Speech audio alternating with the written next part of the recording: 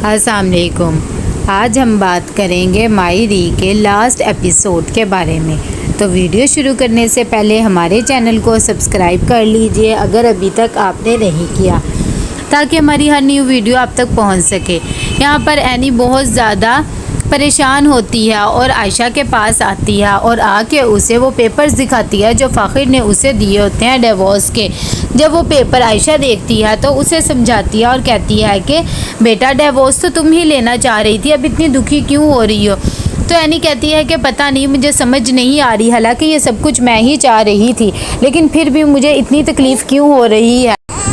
बस ये आखिरी दफ़ा है जो मैं आज रो रही हूँ, इसके बाद से मैं ज़िंदगी में कभी भी नहीं रोऊंगी। आखिर उसके साथ इतना टाइम स्पेंड किया, थोड़ी तकलीफ़ तो हो ही रही है।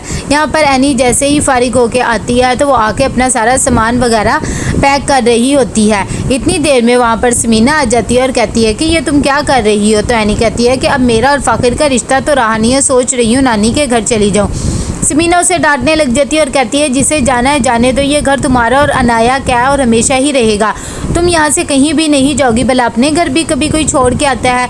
इस बात पर एनी का दिल भर आता है और वो समीना के गले लग के बहुत ज़्यादा रोती है।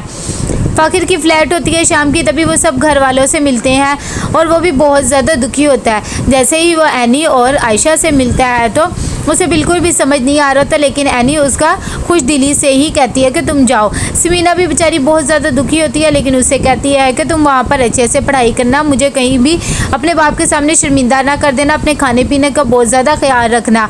साथ ही फ़ाखिर जैसे ही अपनी माँ से मिलता है तो दोनों बहुत ज़्यादा रोने लग जाते हैं, क्योंकि फ़ाखिर बहुत दूर जा रहा होता है। आखिर में एनी आती है उसे बाहर तक छोड़ने के लिए, तो फ़ाखिर बहुत ज़्यादा परेशान होता है। तभी एनी कहती है कि ये फ़ैसला हम दोनों की बेहतरी के लिए बहुत ही अच्छा है।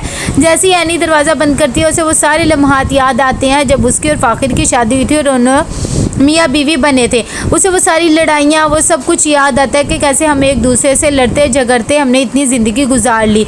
एनी भी बहुत ज़्यादा दुखी हो जाती है, उसे कुछ समझ नहीं आ रहा होता, लेकिन वो कहती है ये वक्ती तकलीफ़ है, इंशाल्लाह इसके बाद सब कुछ ठीक हो जाएगा। दूसरी तरफ फ़ाखिर भी वो सब चीज़ें सोच रहा होता है।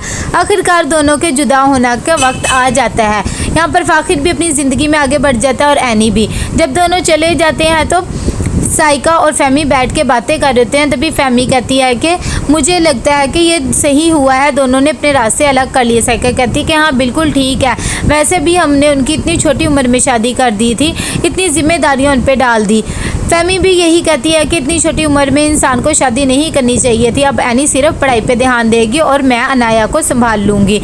यहाँ पर हबीब का बहुत बुरा हाल हुआ होता है। तभी उसका एक दोस्त आता है, उसे राहिला की मौत के बारे में बताता है और कहता है कि उसने अकरम से दुश्मनी पाली थी, उसने ही उसे मारा है। साथ ही हबीब का भी बहुत बुरा हाल होता है, नौकरी की तलाश में था। उसका दोस्त उसे एक छोटी मोटी नौकरी बता देता है। हबीब जब सुनता है उसे बहुत दुख होता है कि मैं ऐसी नौकरी करूँगा, लेकिन उसके पास और कोई चारा नहीं होता। यहाँ पर 4 साल गुजर जाते हैं और एनी अपनी डिग्री कंप्लीट कर लेती है, जिससे बहुत ज़्यादा खुश होती है। जब उसका स्पीच का टाइम आता है तो उसके सारे घर वाले होते हैं। आयशा अपनी बेटी को इस मुकाम पे देख के बहुत ज़्यादा खुश होती है। सब लोग उसके लिए क्लैपिंग कर रहे होते हैं, क्योंकि वो सबके लिए एक मिसाल बनी हुई होती है। जैसे ही उसकी स्पीच शुरू होने वाली होती है तभी फ़ाखिर भी अपना लैपटॉप लेके बैठ जाता है और उसकी स्पीच सुनता है।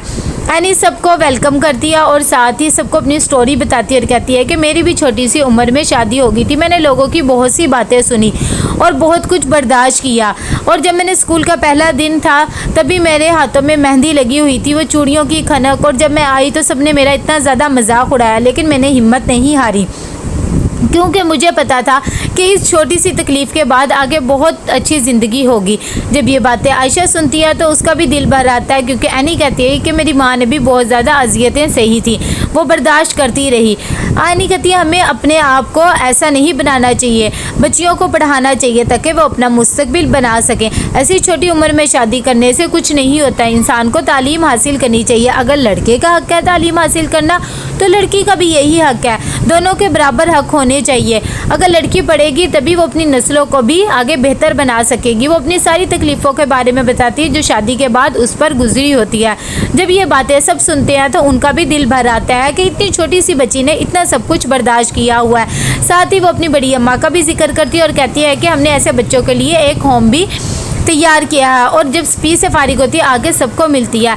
फ़ाखिर भी उसकी स्पीच सुन के बहुत ज़्यादा उसका दिल भर आता है और कहता है कि वाकई ही एनी इसी लायक थी और उसने अपनी ज़िंदगी में बहुत कुछ हासिल कर लिया है।